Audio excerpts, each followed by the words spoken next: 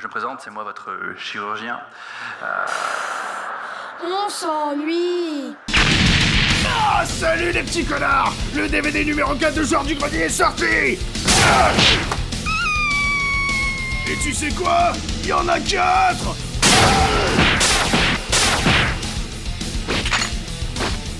Alors, tu vas l'acheter? Hein? Comment ça, t'as pas d'argent? Et l'invite ton frère! Et vous pouvez pas la passer celle-là, alors maintenant imaginez-vous 25 ans en arrière dans les années 90 quand les spots de pub duraient plusieurs minutes. Maintenant avec internet, les pubs tout le monde les bloque ou les passe, c'est devenu impensable de prendre 30 secondes entières de la vie de quelqu'un, hein, tu le rends fou. Bon ça va, et 30 secondes c'est quoi dans la vie de quelqu'un, hein? On vous refait les mêmes à partir d'une photo. MMA, c'est le bonheur assuré. Bref, vous l'avez compris, salut tout le monde, on est reparti pour un petit hors-sujet et encore une fois, on va parler de pub.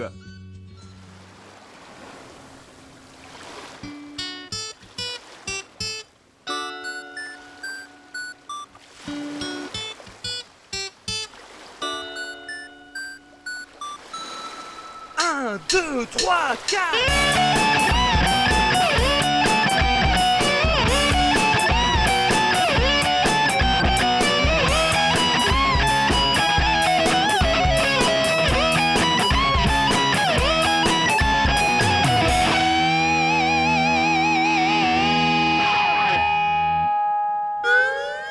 C'est très facile hein, aujourd'hui d'identifier une période de temps simplement en regardant les pubs qui y sont accolées. Suffit de voir, hein, si je vous montre 2 minutes de télé des années 90, vous allez immédiatement le reconnaître, ne serait-ce qu'avec les pubs de musique hein, qui sont ultra datées, la dance, tout ça.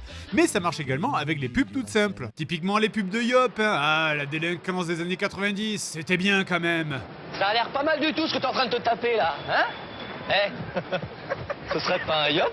Mais bon, encore là, ça va, à ce moment-là, les racailles, elles volent du yaourt, hein, puis ensuite vient la fin des années 90, hein, les voitures commencent à brûler.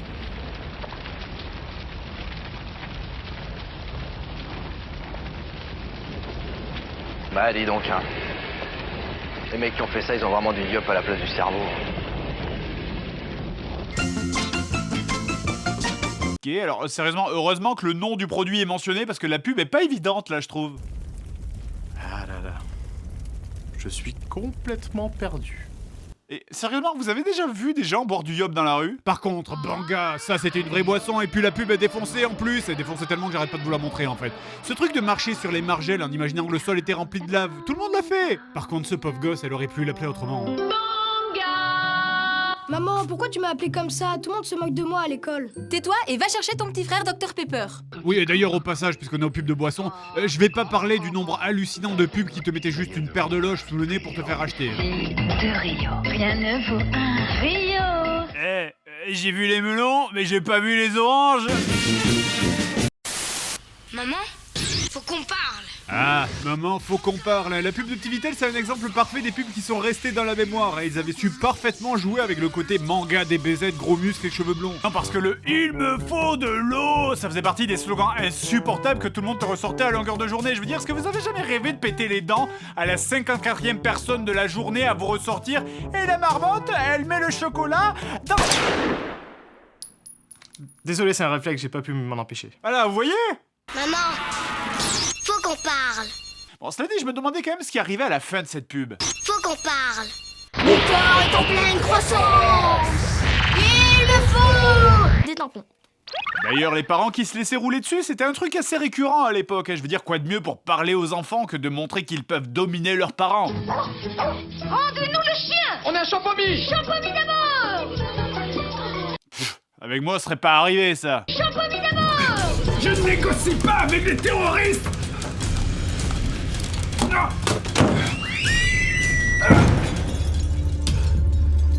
Ne cédez pas au terrorisme. Battez-vous! Ah, les jeunes, ils sont si durs à comprendre, hein. Souvenez-vous, la SNCF. Mais si, c'est bleu cipo. Eh bien, maintenant, il y a la pub Oasis. Comment c'est de la balle?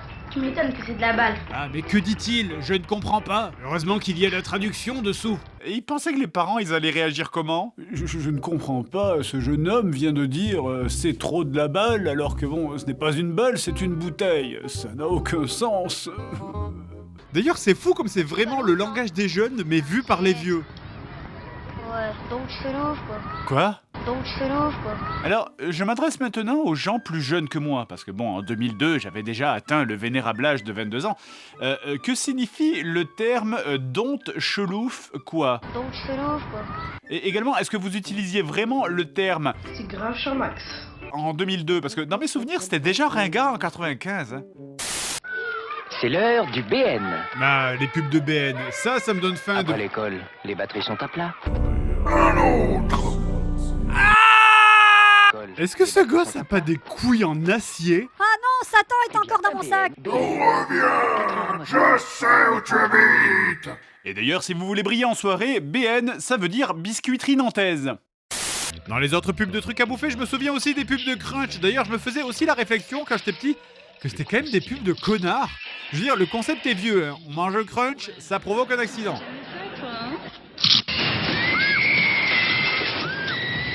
C'est un peu comme un...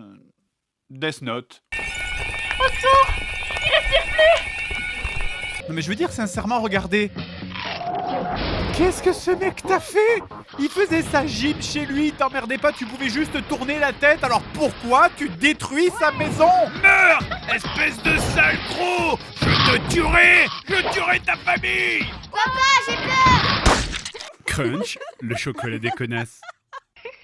Bon, après, on rigole, hein, on se moque un peu, mais bon, quelque part, au moins, il y avait un effort de créativité. Je crois qu'on est bien d'accord, Kellogg's Cornflakes, tout le monde aime ça.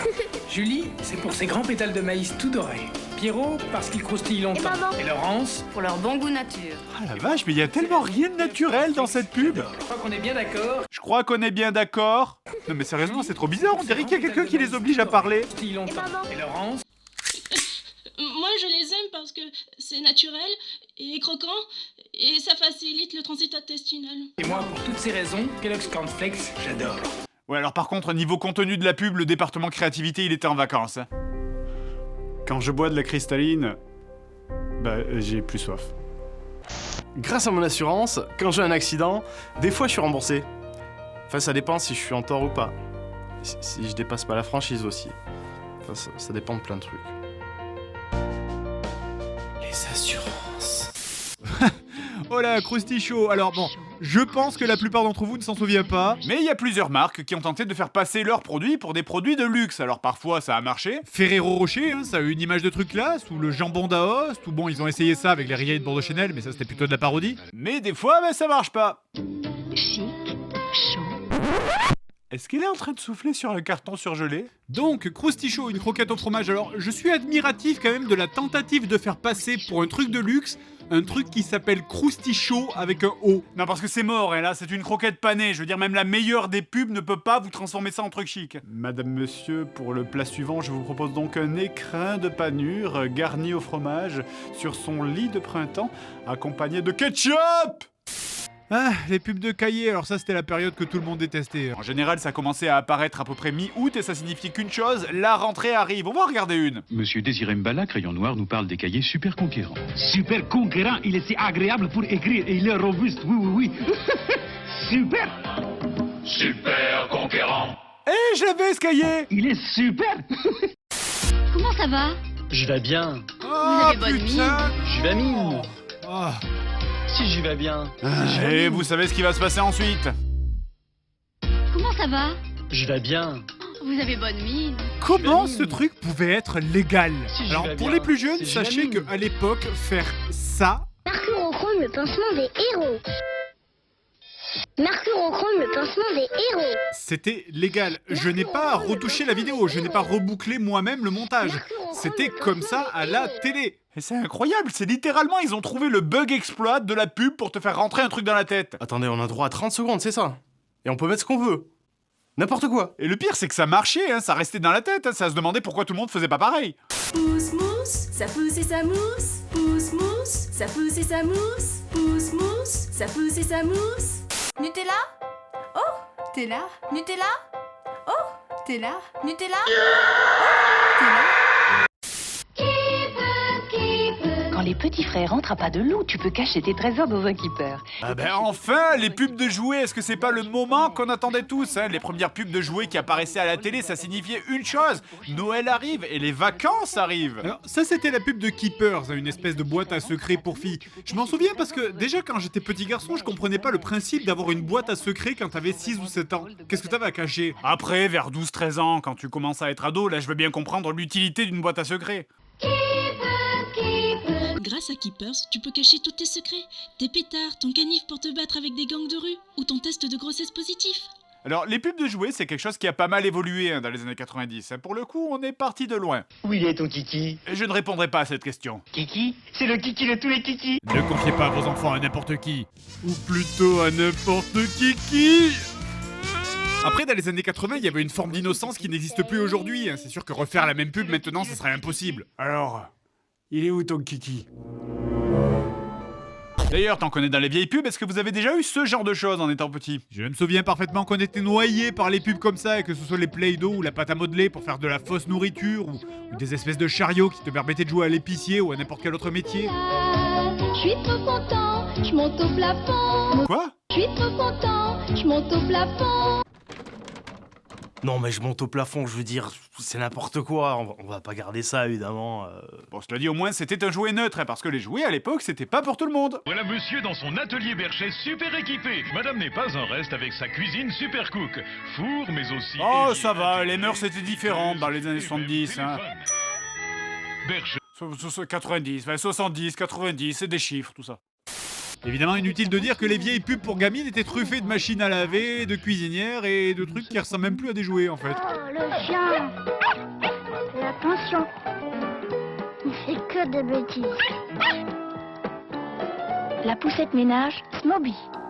Et du coup, ça c'est un jouet? Oui. Non, parce qu'elle a vraiment fait le ménage là. Oui. Alors après, ils ont quand même essayé d'adoucir la pub plus tard en rajoutant une petite chanson, mais c'est fou, ça marche mieux en fait. Viennent astiquer toute la journée. Toute cette poussière, je la mets en l'air. Ben voilà, là c'est un jouet. C'est fou comme un petit air sympa, ça rend tout plus agréable. Je remplis des cases, c'est trop l'extase.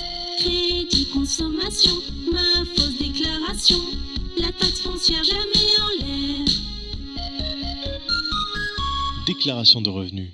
Un jouet.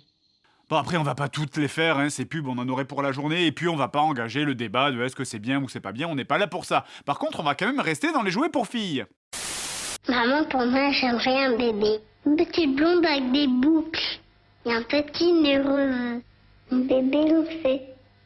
Ce zoom a duré beaucoup trop longtemps là. Rien que la vignette dans mon navigateur me fait flipper. Alors je sais qu'on a déjà abordé les pubs de poupons dans la dernière vidéo, mais il y en a tellement de ces merdes.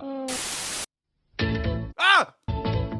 Lancez. Putain, ça s'appelle un screamer les mecs. Je crois vraiment qu'on aura tout eu pour les bébés, hein. Ceux qui chient, ceux qui pleurent, ceux qui pissent, ceux qui sont malades, ceux qui font les 4 en même temps. Je suis sûr que les petites filles ont une passion pour les fluides corporels, mais à un moment ça devient malsain.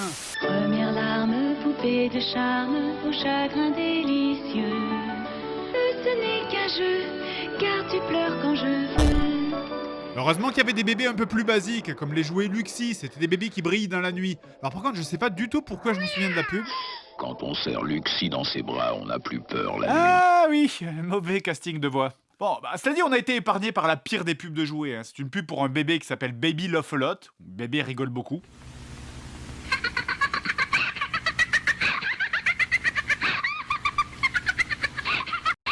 Oui, et surtout, alors n'oubliez pas de changer les piles, parce qu'en fait, si vous changez pas les piles, voilà ce qui peut se passer au milieu de la nuit.